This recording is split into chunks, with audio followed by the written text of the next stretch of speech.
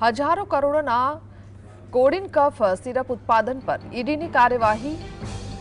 ગુજરાત સહિત દેશભરમાં 25 સ્થળોએ ઈડી દ્વારા સર્ચ ઓપરેશન હાથ ધરવામાં આવ્યું છે।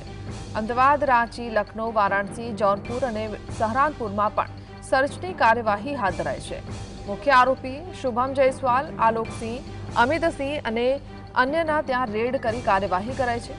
કોડિન કફ સિરપના ગેરકાયદેસર ઉત્પાદન સાથે સંકળાયેલા આરોપીઓ અને એમના મળતિયાઓને ત્યાં તપાસ હાથ ધરી છે।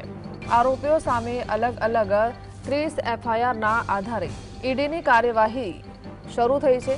મુખ્ય આરોપી શુભમ જયસ્વાલ દુબઈ ભાગી ગયો હોવાની આશંકા છે। શુભમના પિતા 32 अन्य आरोपीनी यूपी पोलीसे धरपकड़ करी है।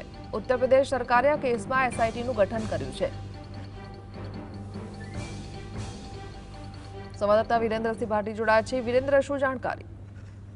बिल्कुल हिना के गुजरात राज्यना अमदावाद शहर सहित એટલે કે દેશભરની અંદર ઈડી દ્વારા દેશવ્યાપી દરોડા છે તે પાડવામાં આવ્યા છે। વિગતવાર જો હિના વાત કરવામાં આવે તો હજારો કરોડના જે કોડિન કફ સિરપ છે તેના વેપાર મામલે ઈડી દ્વારા સમગ્ર દેશની અંદર દરોડા છે તે પાડવામાં આવ્યા છે। જે સંદર્ભે 25 જેટલી જગ્યાઓ ઉપર આ દરોડાની કાર્યવાહી છે તે હાથ ધરવામાં આવી હતી। અમદાવાદ સહિત झारखंड हो, यूपी, सहारनपुर, लखनऊ, जौनपुर सहित आ तमाम जगहों पर ईडी द्वारा वહેલી સવારથી દરોડા છે તે પાડવામાં આવ્યા હતા। જે સંદર્ભે મુખ્ય આરોપી શુભમ જયસ્વાલ તેમજ આલોકસિંહ, અમિતસિંહ અને અન્ય લોકોના ત્યાં આ દરોડા છે તે પાડવામાં આવ્યા છે।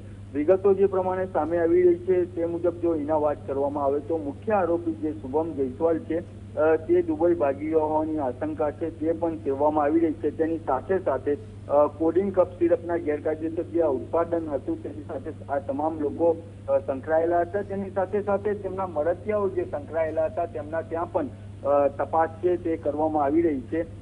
અલગ અલગ જગ્યાઓ ઉપર આરોપીઓની સામે 30 જેટલી એફઆઈઆરો છે તે નોંધવામાં આવી છે। જે સંદર્ભે પણ ઈડી દ્વારા કાર્યવાહી છે તે હાથ ધરવામાં આવી છે। उत्तर प्रदेश की जो बात करवामां आवे हिना तो उत्तर प्रदेश लखनऊ हो, वाराणसी हो, तमाम जगहों पर रेड से ते अत्यारे चाली रही है। अने आ जे कोडिन कफ सिरपनो गैरकायदेसर जे जथ्थो हतो तेने ट्रांसपोर्टेशन अने ट्रेडिंग साथे संकळायेला होवानी पण माहिती ईडीने छे ते मળી હતી। શુભમના પિતા જે ભોલા પ્રસાદ છે અને અન્ય 32 જેટલા આરોપીઓ છે તેમની यूपी પોલીસ દ્વારા ધરપકડ છે તે પણ કરવામાં આવી છે। તેની સાથે સાથે ઉત્તર પ્રદેશ દ્વારા એટલે કે યુપી સરકાર દ્વારા એક એસઆઈટીની રચના છે તે પણ કરવામાં આવી હતી। પરંતુ અત્યારે કહી શકાય કે સમગ્ર દેશની અંદર અલગ અલગ રાજ્યોમાં તેમજ ગુજરાતની અંદર અમદાવાદ શહેરની અંદર ઈડી દ્વારા દેશવ્યાપી દરોડા છે તે પાડવામાં આવ્યા છે। જી, આભાર।